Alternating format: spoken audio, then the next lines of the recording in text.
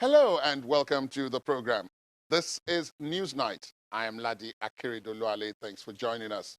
What is the balance between the rule of law and public interest? How did Nigeria end up with the controversial P&ID contract?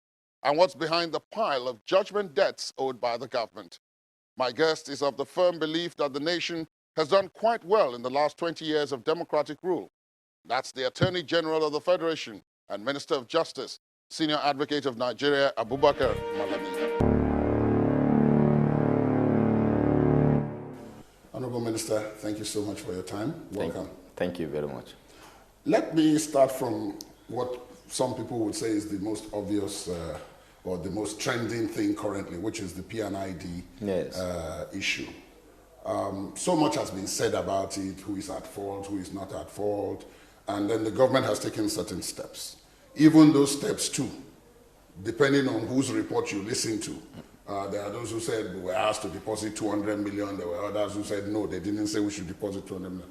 Kindly update us, where exactly are we on that P&ID issue? The point of interest as far as P&ID is concerned is the fact that the award in liability adjudging the Nigerian state liable to P&ID was an award made in 2014, precisely in June 2014, which was a year before coming in place of the administration of President Muhammadu Buhari.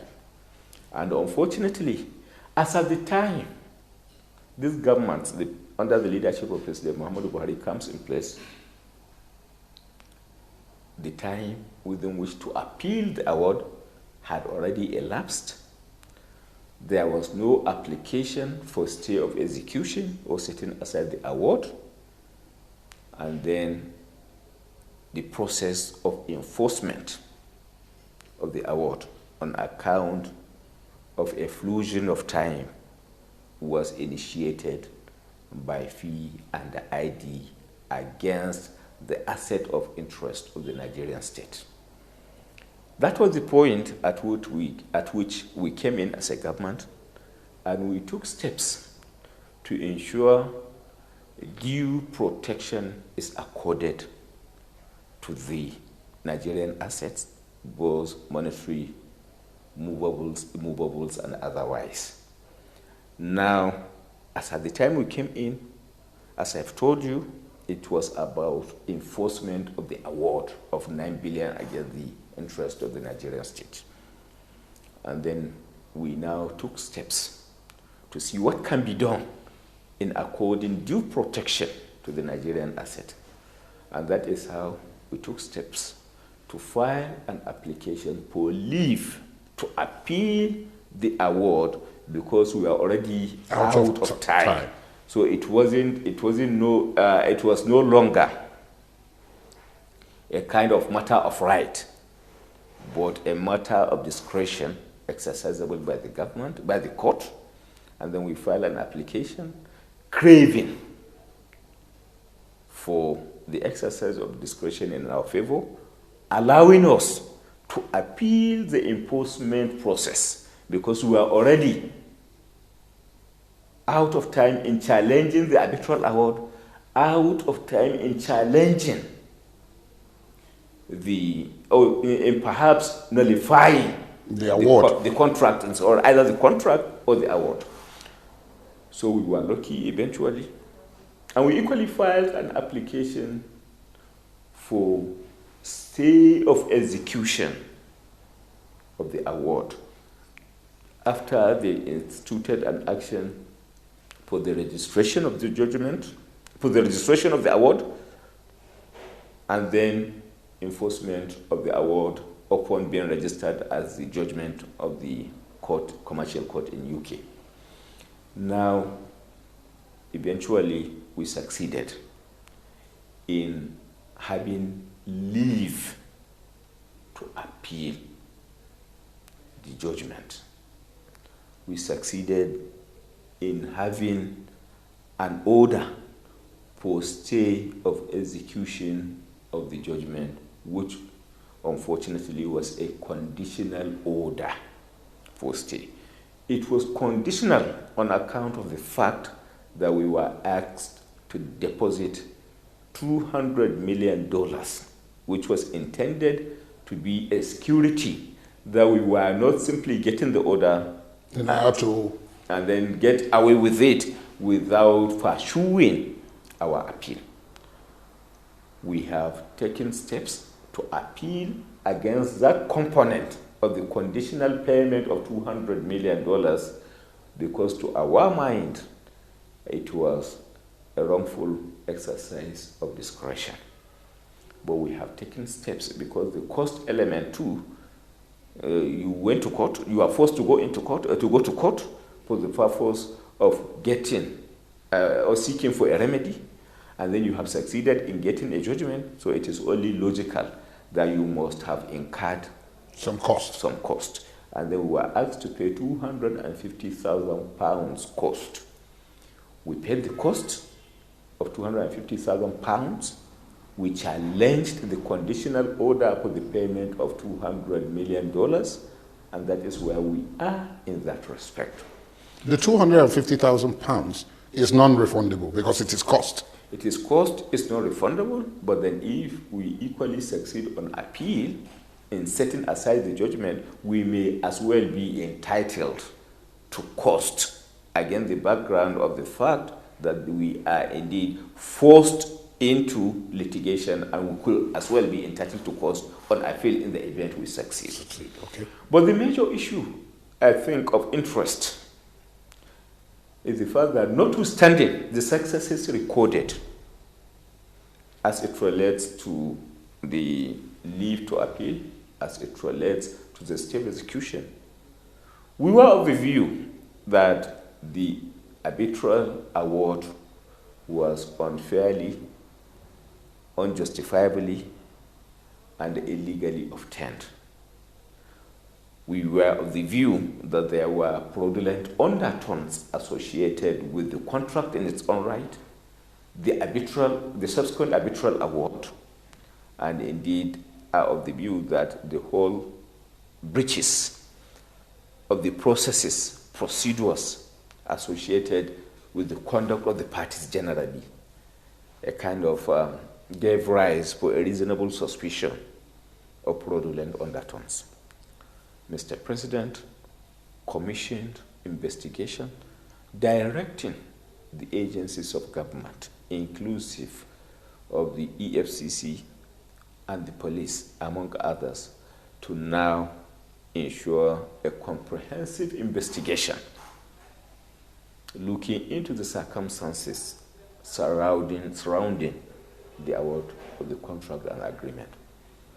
And I am happy to report that the investigation report had indeed proven to be cogent and potent in terms of establishing fraud, thought of deceit,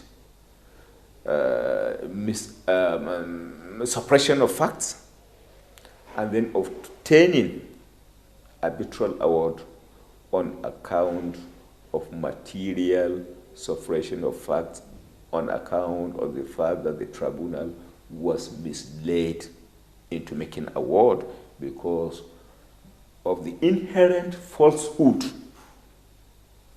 in the witness deposition on the basis of which the award was made. So arising from the conduct of investigation, we have as a nation decided this time around to initiate an action seeking to nullify the contract in its own right, having been obtained, having been executed in material breaches, having been illegally procured, and then seeking to as well set aside the arbitral award on the ground, among others, that it was fraudulently involved through corrupt practices, among others. But then the further point of interest relating to the matter was the fact that the investigation that eventually establishes fraudulent and corrupt dealings associated with the agreement, with the contract in its own right, resulted into prosecution. And the P&ID, the principal characters in P&ID, Nigeria, admitted to wrongdoings, and then they were charged to court, they pleaded guilty, they were convicted, and then arising from that conviction, there was equally an incidental order. Incidental order winding off P&ID Nigeria, which was indeed purported to be a component of P&ID, British Virgin Island, winding off the company, and then as well, other than winding off the company, making an order for the forfeiture of the asset of P&ID. And then we are as well taking steps to give effect to these orders. The order relating to winding off of P&ID, Nigeria, P&ID, British Virgin Island, and then incidental order for forfeiture of their assets. Honorable Minister, using that as a peg, let me ask you about judgment debts in general. Your predecessor in the office, Mohammed Adoke, wrote a book, Burden of Service, and I've read it. And in there, he talks about this judgment debt and that it, in fact, became a scam with people initiating actions against the government and using people inside government to ensure that the government does not mount any defense, and then judgments are entered, and then there is a sharing formula and so all that. Now, using this P&ID like as a peg, but discussing judgment debts in general. I also listened to you when you appeared before the National Assembly, where you also talked about the need to make provisions for this, and then the issue of commissions to agents who work with the Ministry of Justice to help recover funds. I guess the first question is, where are we with the issue of judgment debts generally? As it is, as I'm talking to you now, there exists over 150 billion judgments as at 2015. 150 billion naira in judgments. 150 billion naira judgment against the interest of the federal government as at 2015, when this government came into being. And our assets, national assets, all over the globe are experiencing one threat or the other, targeted at enforcing this kind of judgments. But what we have tried to do as a government, one, is to profile those judgments, debts. Two, look into surrounding circumstances that gave rise to those judgments. Three, assess and analyze them from the possibility of insider compromises, fraud, and corrupt practices for the purpose of ensuring at the end of the day that we take steps to ensure those that have fraudulent component are set aside, to ensure we do whatever it takes to accord protection to government and its assets, and we are indeed taking further steps to prosecuting those that are in one way or the other involved. So what I'm saying in essence is we have a responsibility of striking a balance between genuine judgments and those that are beclouded with some element of fraud and reasonable ground for suspicion of compromises, fraud, corrupt practices are the undertones that gave rise to those judgments. Now, one of the topics that would appear to have set you up against some of your colleagues in the legal profession is this issue of rule of law versus national security and which one supersedes which.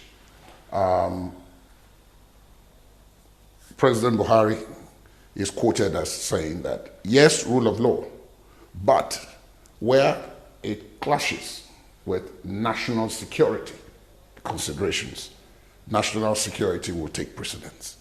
Your colleagues are pointing at the Constitution and saying that nothing takes precedence over the rule of law.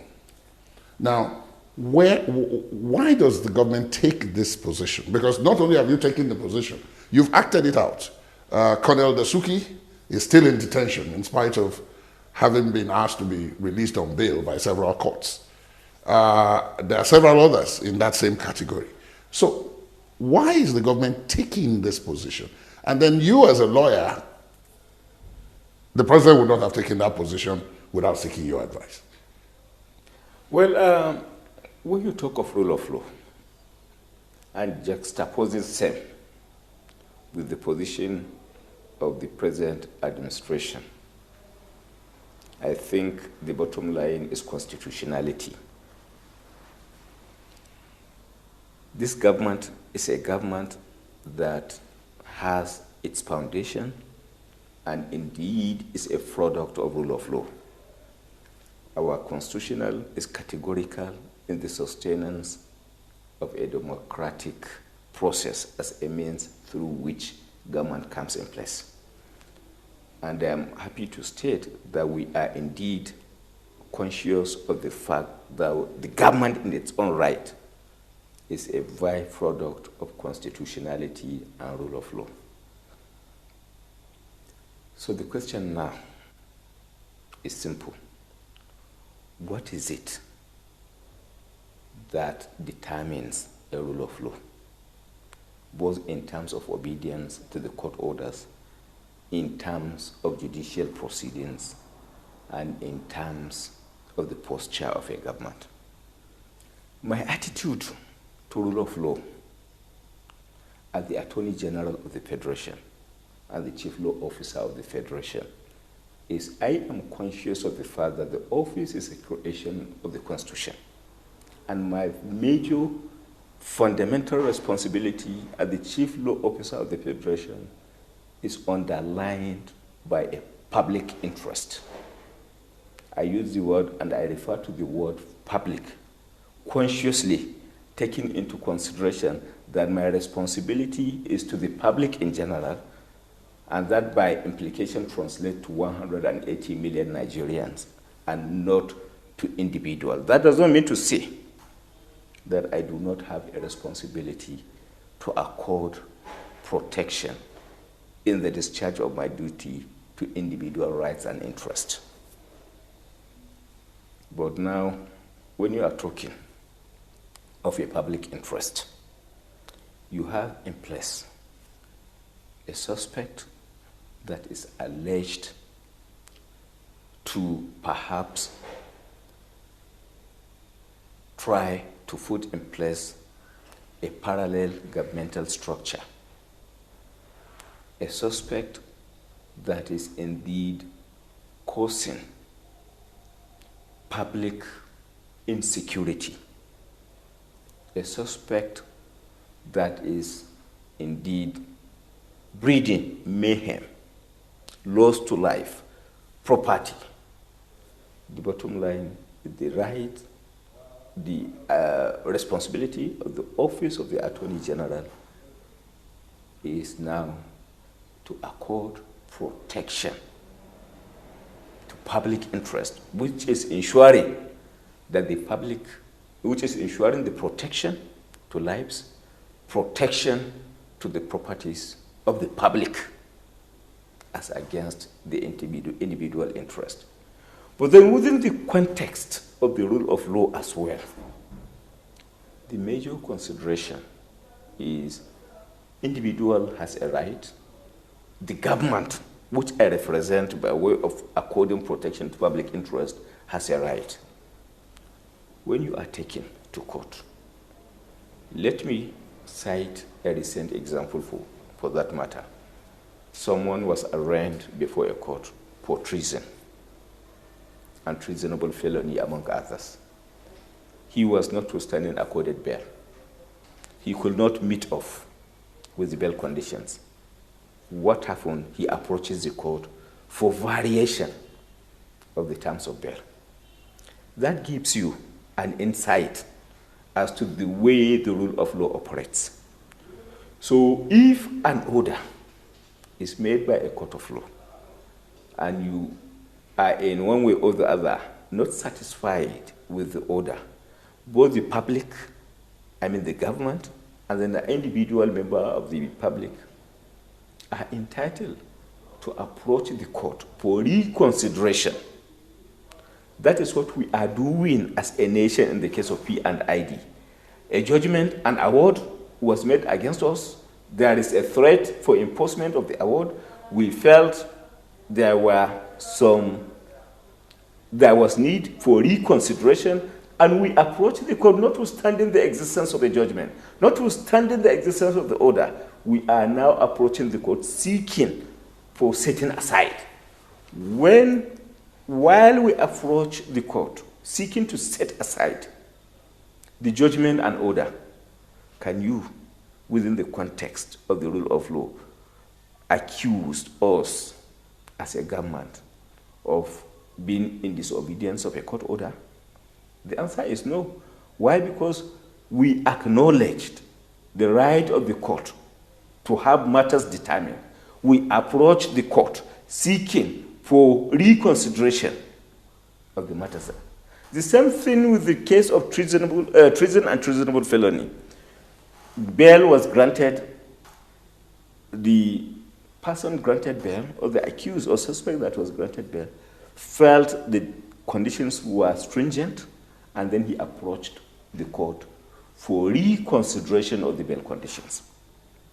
So what I'm seeing, in essence, as far as the rule of concern is concerned, one is being submissive to the judicial jurisdiction in cases of dispute, approaching the court for reconsideration when you are aggrieved, approaching the court by way of an appeal when you are aggrieved, and then the possibility of re-engineering the investigation processes when new facts emerges calling for reconsideration.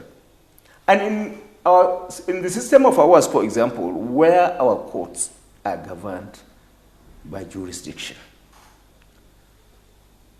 if you are accused of 5 offenses and you find at the end of the day that the Federal High Court has jurisdiction over some component of the offenses for which you are charged, the State High Court has jurisdiction over the others, and then you file an application before Federal High Court for bail, for example, you are granted, yet you have a pending case before State High Court.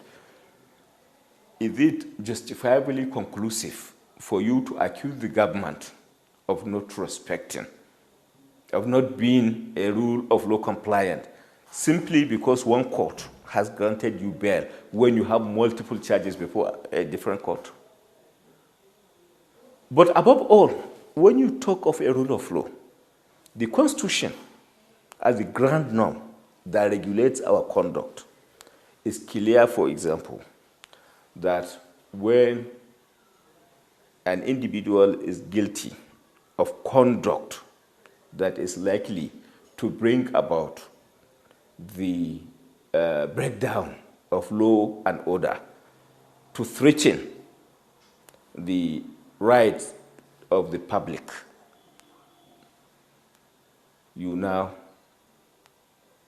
are guilty, or perhaps maybe you can now be a subject of investigation and probable prosecution.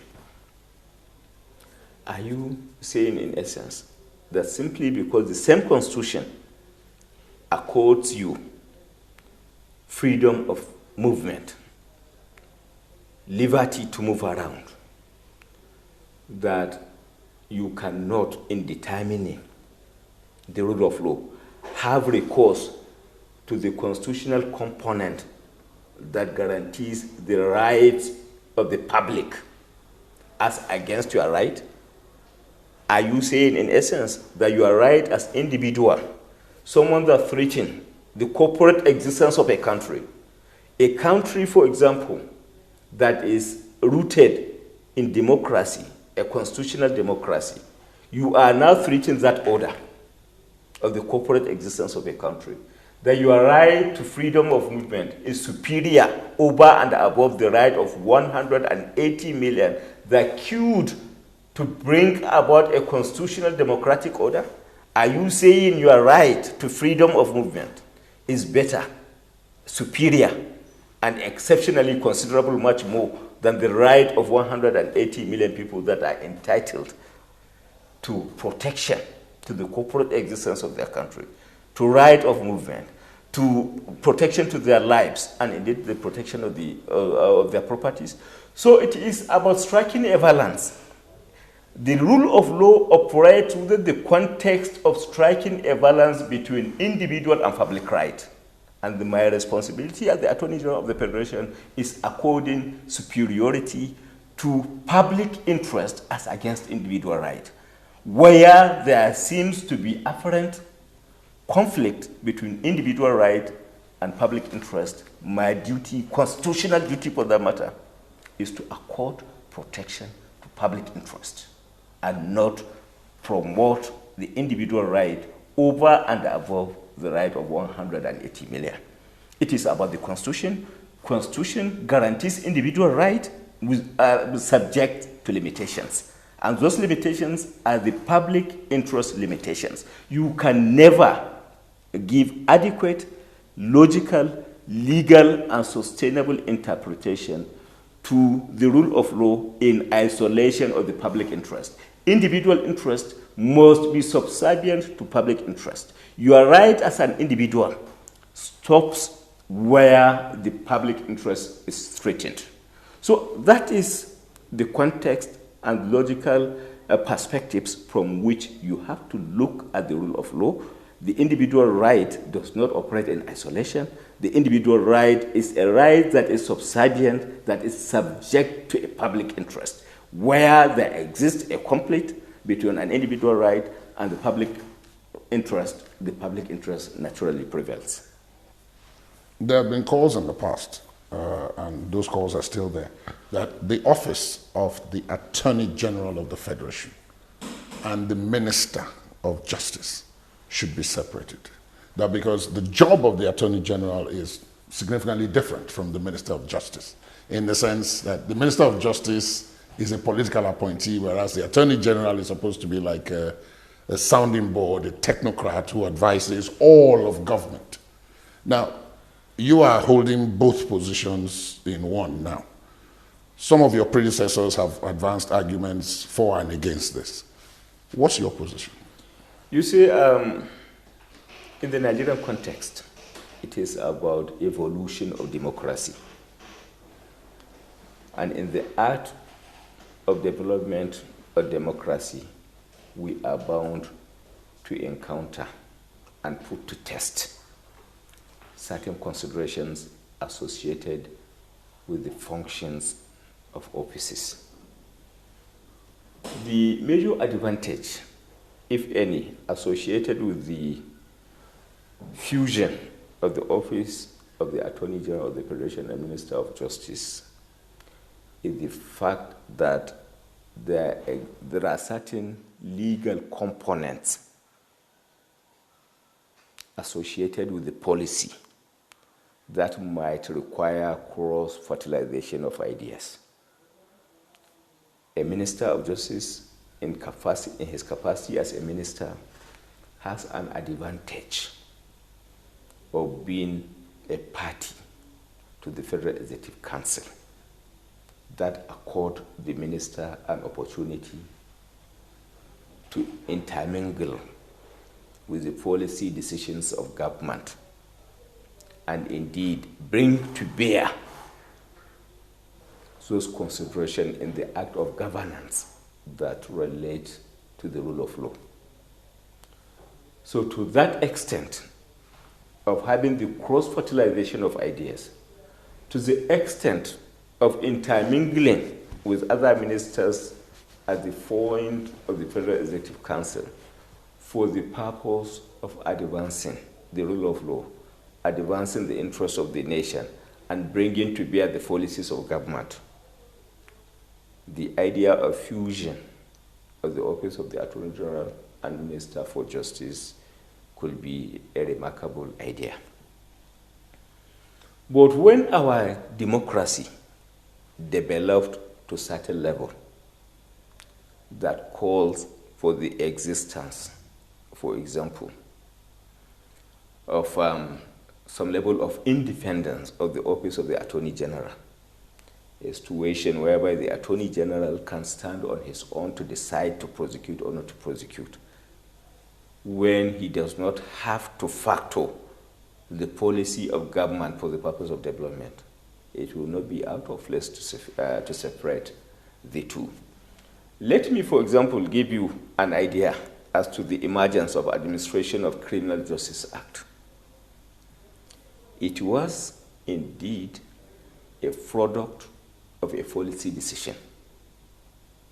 When we had a problem of a slowed process of adjudication with particular reference to administration of justice, an idea came about as to what do we do to bring about a legislation that will enhance a speedy determination of justice. And then input from the cabinet members came about, and then we had, as a result, Administration of Criminal Justice Act that now gave an impetus, a foundation for speedy determination of cases by way of sanctioning a day in, day out trials in respect of high-profile cases. Again, when we are confronted with a problem of high-profile cases, particularly the borders on corruption, staying in court for over 10 years without moving an inch, the idea of having Executive Order number 6, which has the undertones of restraining the movement of the accused persons, restraining their access to funds, came about, and the Executive Order number 6 was signed by the President. It was a product of policy decision that emanated from the Federal Executive Council, arising from cross-fertilization of ideas.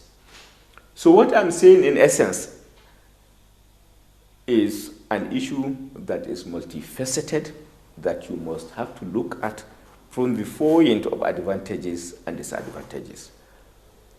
The major advantage of severing the two offices is rooted in the fact that the Attorney General of the Federation, if he operates independent of the office of the Minister for Justice, is the fact that he may have some level of independence in the act of discharging his responsibility of the protection of public interest. But he will definitely end up not having the advantage of having a first-hand idea of the policies of the government as it relates to the advancement of the rule of law. So it is a two-way traffic approach, and it all depends on what approach you, at the end of the day, desire to take for the purpose of advancing the cause of the rule of law and advancing the interest of justice and in the justice sector reform and development. Now, during your first term in office, this is your second term as Justice Minister, there was a lot of back and forth between the executive and the legislative arm concerning bills, laws, and then the whole issue of some of the bills being passed and then the president not assenting to them, sending them back for review and changes and all of that, which brought up the question of the Justice Ministry in drafting, because the assumption, of course, is that the Justice Ministry drafts most of government's proposed legislation, if not all of them, and then presents them. to the National Assembly for enactment. Now, is there any kind of synergy? Was synergy the problem during that time when many of these laws that were sent got bogged down? For example, up till now, the Petroleum Industry Bill has not been passed. And then the Electoral Amendment Act, which was passed, went and came back 4 times. And up till now, it still hasn't been assented to by the president. You see, the act of lawmaking is indeed an art that requires diverse, multiple, and multifaceted considerations. But then there are 2 fundamental ways through which bills comes into being for consideration of the National Assembly. There are executive bills that are initiated wholeheartedly by the executive for consideration of the National Assembly. And then there are private members' bills which may come perhaps maybe from external bodies or individuals outside the government. Outside government, when I talk of government, outside the judiciary, outside the executive and the legislature. And then there are private member bills that are bills that are originated within the National Assembly by the members of the National Assembly. But then, regardless of the circumstances through which a bill comes before the National Assembly, there are certain major components that must be factored into it. 1, legal drafting in its own right, drafting the framework and architectural structure of a bill is an art that is called legal drafting. Right. So if a bill does not have a legal drafting component, it may not be suitable for existence as a law in the country.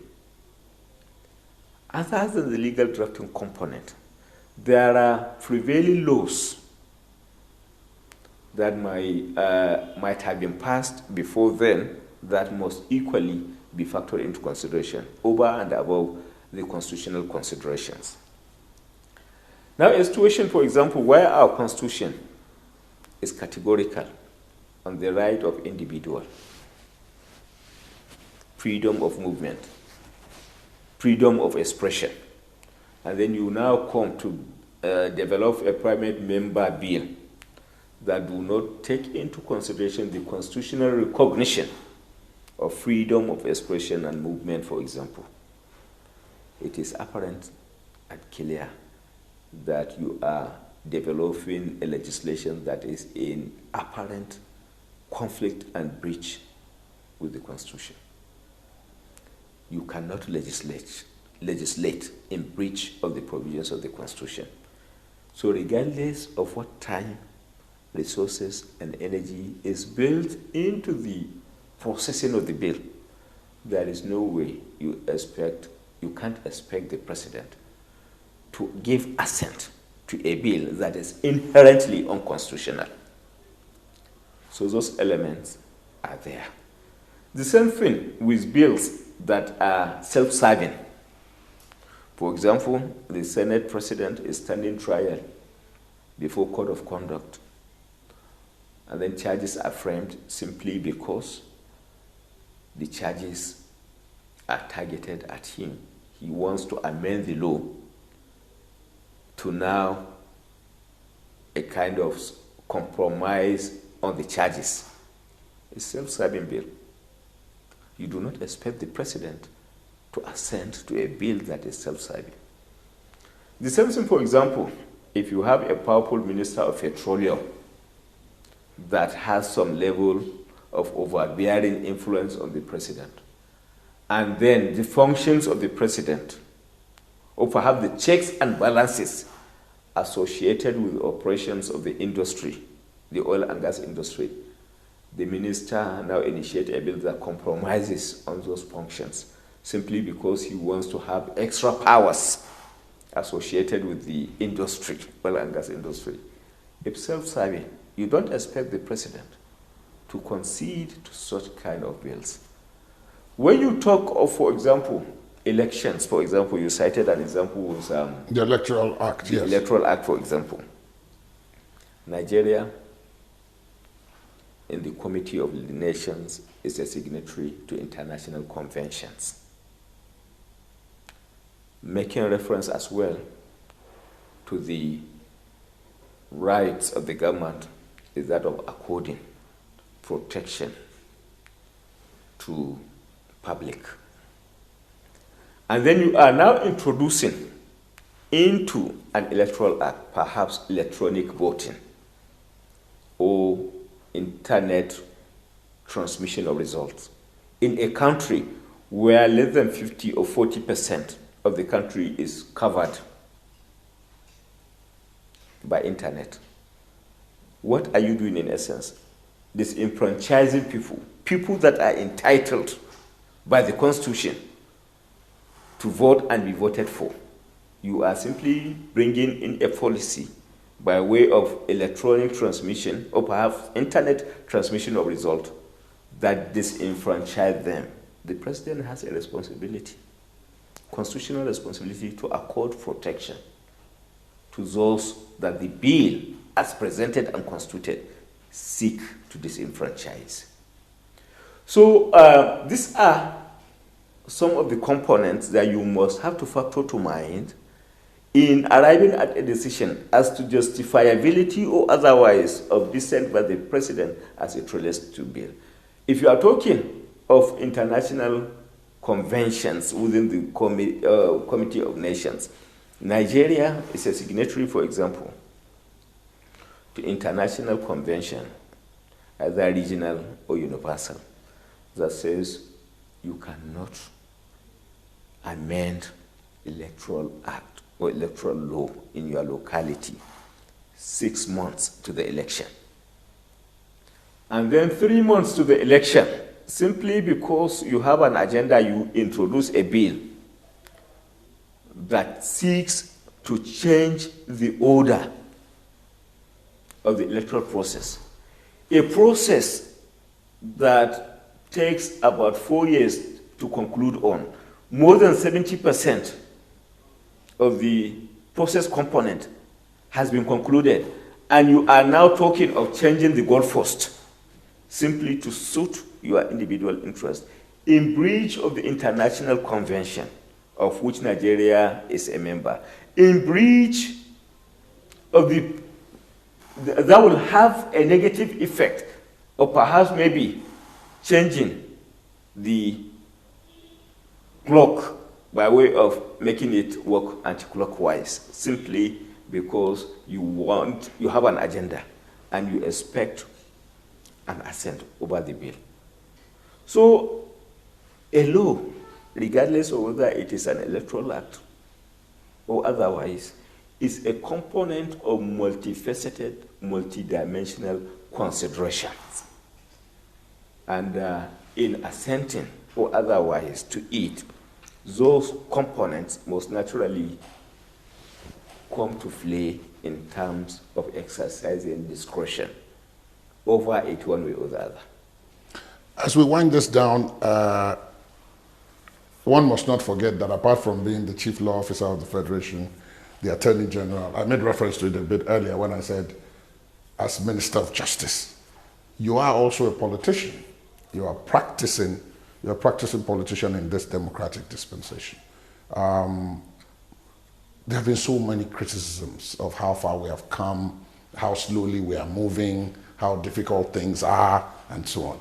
But you are in government, and I want to use this opportunity to ask a double-barreled question. First, I want you to address this issue of the calls by those who insist that there's a need to restructure or to bring about true federalism and so on and so forth. What do you make of it?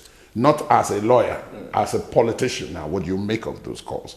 And then secondly, what is your own assessment of 20 years of this democracy since 1999?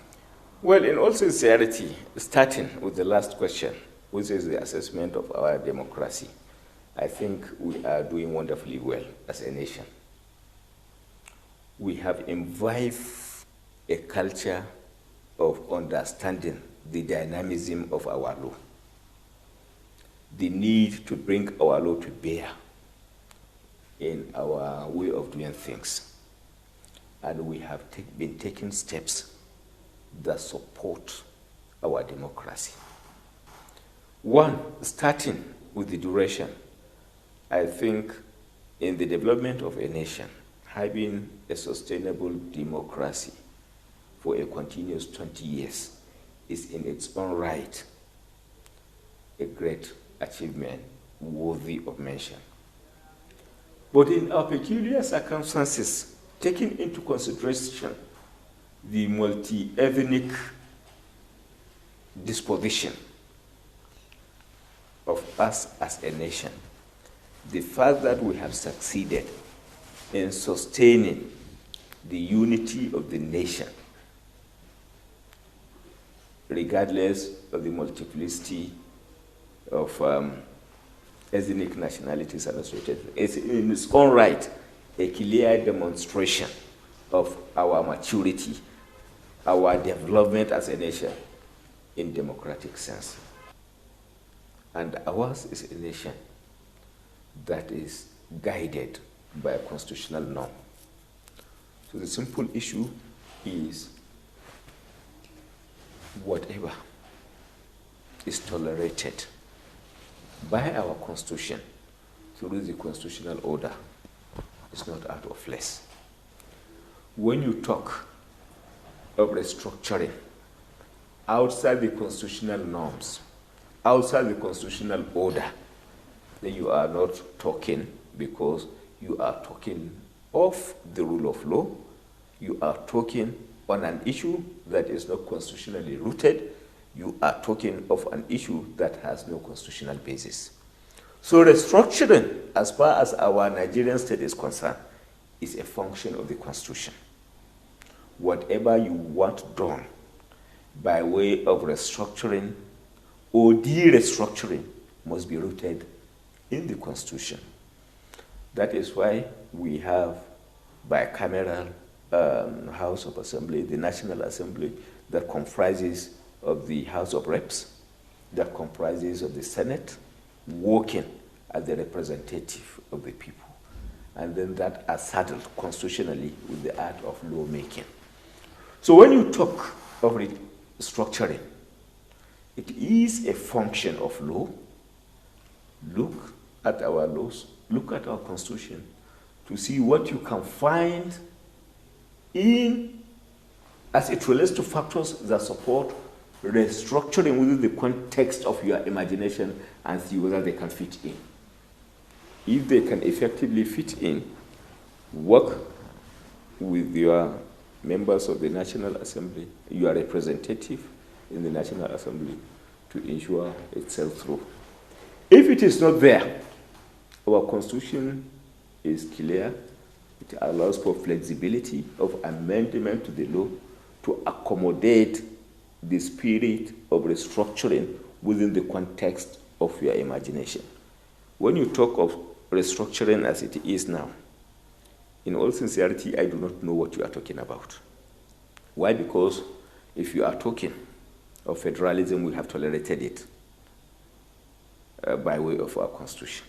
So if you are talking of a concept distinct and different from federalism, you must get back to the Constitution to see what you can do in terms of amendment to the Constitution to accommodate an arrangement distinct and separate from the existing arrangement. Attorney General of the Federation, thank you very much for your time. Thank you very much. Thank you very much. Thank you very much. Most grateful. That's Newsnight today. Thanks for watching. Goodbye.